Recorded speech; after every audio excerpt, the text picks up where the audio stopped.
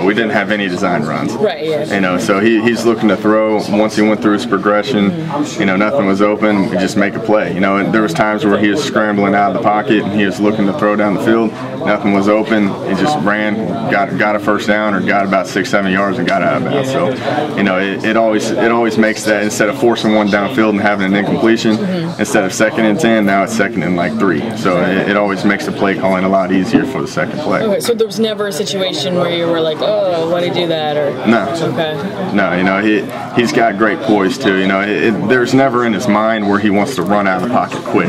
You know, he'll always go through his progressions, and if he's not comfortable with throwing it, then he's going to scramble and try to make a play downfield.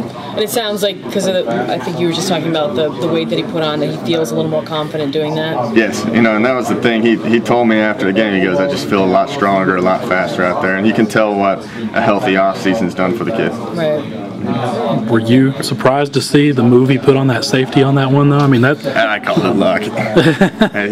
You know, we always joke about it, but no, he's a great athlete. You know, and that's nothing surprising. You know, he's a pocket quarterback, but when he's out of the pocket, he can make a play. You know, and I think that can get pretty dangerous, especially now. Defenses are going to have to acknowledge that, and once they start acknowledging that, that's going to open up other things down the field. So.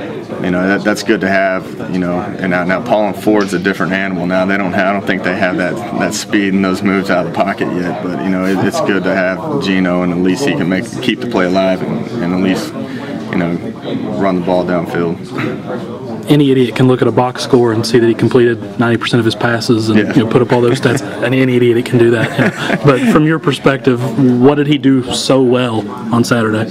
You know, a lot of his poise, the way he managed the game was the thing I thought was most impressive, because we have a lot of run-pass options, you know, and you go out there and you got to have a feel for it. Sometimes he hands it off. If we get stuffed, he's probably going to think I'm probably going to throw the next one. But you know, we had a time where the run game was working, the pass game was working. So if you go back and watch the game, you know, he'd hand it off, throw it, hand it off, throw it, hand it off. You know, he just managed it, and he kept it inconsistent for the defense, and he was making them play us honest. And once you get teams to play us honest, where they spread out the field and they don't at least eliminate one part of your offense, we can get pretty dangerous with things.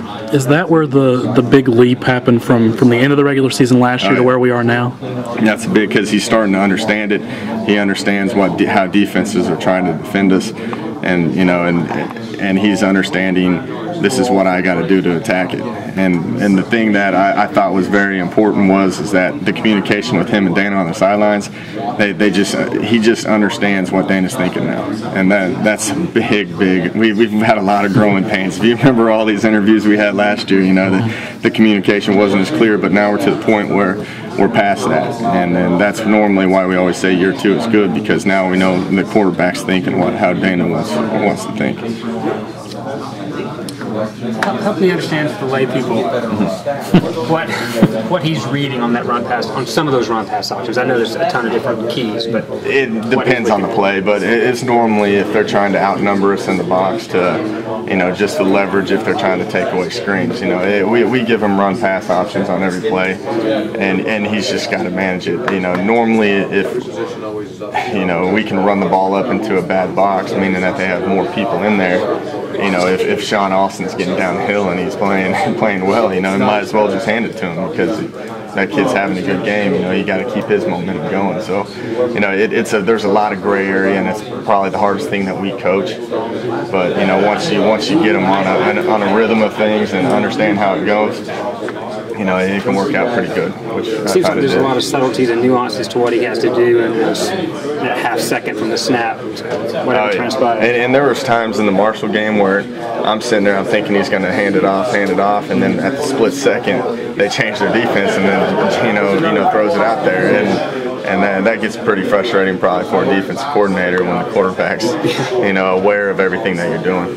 Is that a pretty nice feeling for you, though? Thinking, shit, if I don't know what's coming. Oh, yeah. I know they don't know. I love that, you know, and I'm very pleased with him, and you know, he's not satisfied yet. You know, neither are we as an offense. So, we still got a lot to prove. We haven't hit adversity yet, and that's going to be the main thing, because every team hits adversity. We didn't have any adverse times, but you know that it's the game of football. Our backs are going to be against the wall. Probably it could be versus James Madison. We'll see how we respond to that. Yeah.